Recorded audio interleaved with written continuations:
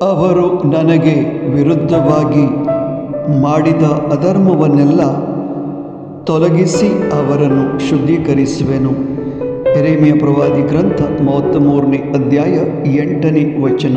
ಪ್ರಿಯ ಸ್ನೇಹಿತರೆ, ದೇವರು ತಮ್ಮ ಅಪಾರ ದಯೆಯಿಂದ ನಾವು ಅವರಿಗೆ ವಿರುದ್ಧವಾಗಿ ಮಾಡಿದ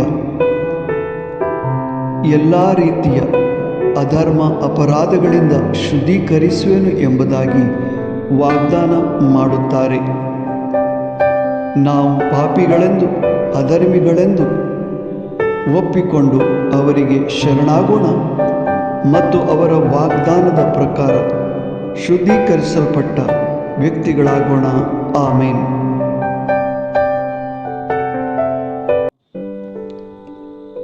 म्हजे विरोध केल्ल्या पातकाच्या अपराधांतली हांव तांकां शुद्ध करतलो. यिर्मयाह प्रवादीचो ग्रंथ 28:3 ओळ 8.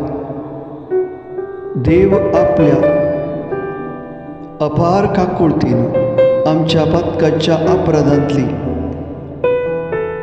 आमकां शुद्ध करतलो म्हूण भासयता.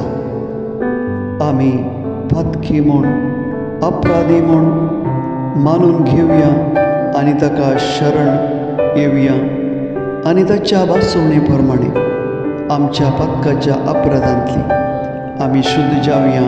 आमेन.